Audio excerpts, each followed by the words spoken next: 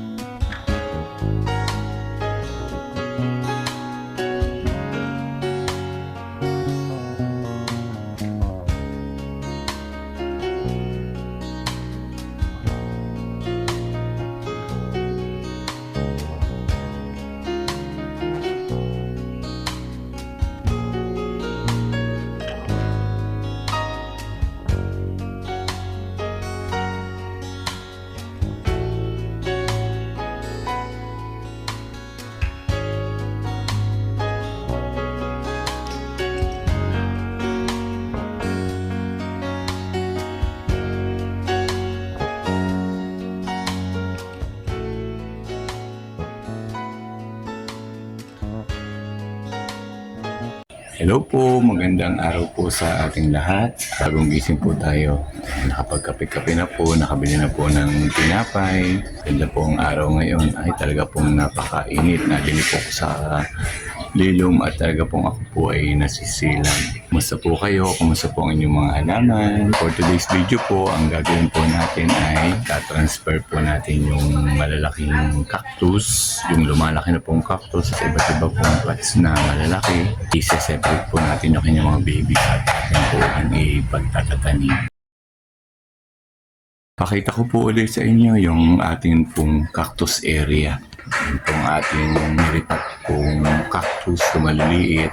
Dami na naman pong cactus, kaya po ngayong araw na ito ay sa cactus po tayo nakafocus naman. Mapapansin po nyo ang ating succulent ay nakat kasi po atin po siyang pinropagate po ang ating cactus.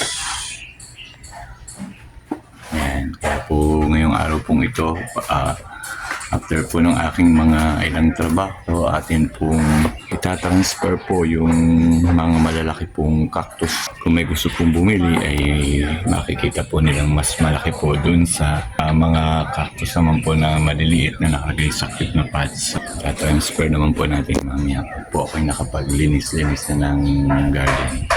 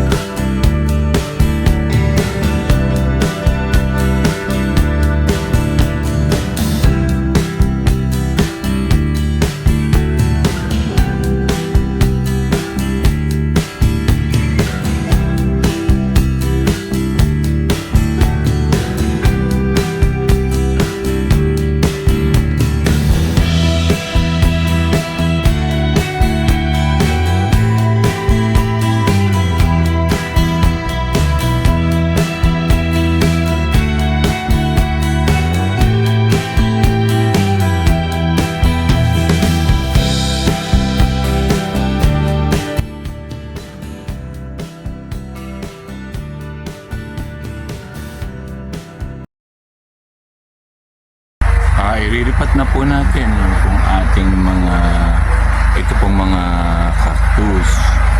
Uunahin lang po natin muna ito pong mga babies, ito pong maliliit para di po siya kalat. May naka-ready na po akong paglalagyan po rin ng mga inalis po nating babies ng cactus bago po tayo mag-focus po doon sa malalaki na pong cactus.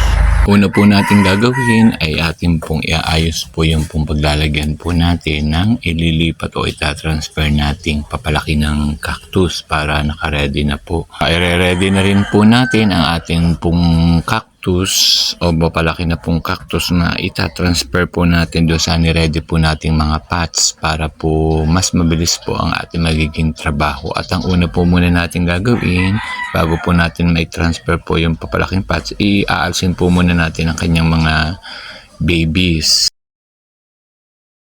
Po tayo po ay magpo-propagate o mag-transfer po o mag-iripat po ng cactus, tayo po ay need pong magwantes at tayo po ay meron pong instrumento na pwede po nating gamitin para po hindi po tayo matini, kasi po ang cactus po ay talaga pong matini, kaya po tayo po ay mag-iisip po ng tamang paraan kung paano po hindi po tayo masasaktan kung tayo po ay magta-transfer po ng papalaki na pong cactus tulad po nito sa iba't iba pong pots. Ay talaga pong need po natin gumamit ng guantes. Kailangan din pong may gamit po tayo ng pangkuha ng cactus para hindi po tayo matinik. Ito na po yung mga naalis nating babies ng papalaki ng cactus. Atin din po siyang itatransfer o iriripat din po sa isang pots ng sama-sama.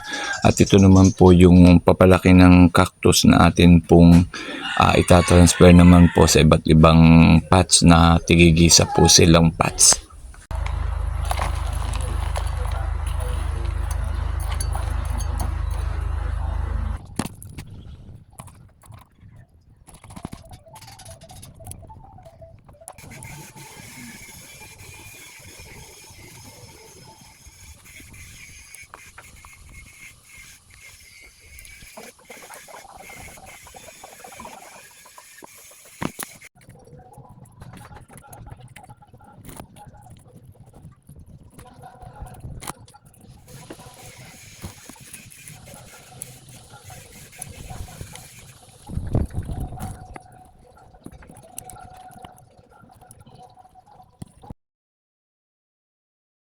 Okay na po, o transfer ko na po yung maliliit. Ayan, bali nakadalo po tayo ng nalagyan ng mga babies. Tapos ito po namang isa yung mas malaki-laki na. Ang susunod na baon natin ay yun naman pong malalaki na pong cactus, yung papalaki na pong cactus. Lalagyan na lang po natin ng isa-isa sa mga white pots na medyo malaki-laki din po. At ito po ay yan po ang pwede na rin po pagbili. Dito po tayo medyo may hirapan sa pag-alis po at aalis po ng malalaki na pong cactus sa lalagyan. Pero gagamit po tayo ng guantes para po hindi tayo masyadong masaktan. Naalis ko na po yung malalaki pong cactus doon po sa medyo malaki na rin pong lalagyan. Talaga pong medyo pag po tayo mag-transfer po ng cactus, talagang pong medyo mahirap-hirap din po. Talaga pong kahit nakagwantes po ay hindi po maaaring hindi tayo matitinik, pero normal lamang po yun. Ito na po yung ating pong malaking cactus na naalis na po natin. Ayan po, ilalagay na po natin doon sa mga white pots po na naka-ready na. Ayan, pahinga lang po ng konti. Talaga pong nahirapan po kung tagtagin po yung mga cactus. Finally po, natapos na rin po tayo. Nailagay na po yung mga babies na inalis po natin doon sa papalaking cactus. At ito na po yung ating na-transfer pong papalaki ng cactus sa kanya-kanya na pong pots para po mas lalo pa po siyang lumaki. At ito pala pong cactus nga po palang ito ay nalaki, ay kaganda po niya. Pagpalaki na po ng palaki, sigurado po maraming bibili. Nilagay na po natin yung pong cactus na malalaki sa medyo malaki-laki na din pong pots. Ayan, ready na din po yun para pwede na rin po ulit ipagbili. May pinagbibili po tayong maliliit na cactus na nasa cute pong pots. Ngayon naman po ay yung atin pong tinransfer po na medyo malaki na pong cactus ay sa medyo malaki na rin pong. Siyempre po, kung mas mura po yung maliliit na cactus sa mga cute na pots, medyo iba-iba naman po ang price noon at medyo malaki na po naman ang cactus, malaki din po ang lalagyan. Pero basta po kayo pumunta lang po dito. Kung gusto po niyong bumili ay mas lalo pong nababa po ang presyo. Kasi alam niyo naman po yung Sir Plantito, pagdating po sa paghalaman, pagdating po sa mga kasamahan ay kung pwede nga lang po free. Kaso nga po ay medyo kapagod din naman po ang mag-transfer. Ayun po na lang babayaran po natin yung kaunting effort po. Maraming po salamat ulit sa inyo pong pagsama sa aking pag-repat, pagka-transfer ng cactus. Sana po ay nagustuhan ninyo po yung video. Kung kayo po may ganun ding mga cactus, pwede rin po yung i-transfer para po mas mapadami po ninyo. At yun pong tinransfer nyo, mga din po yun. Hanggang dito na lang po. Marami pong salamat. Bye-bye.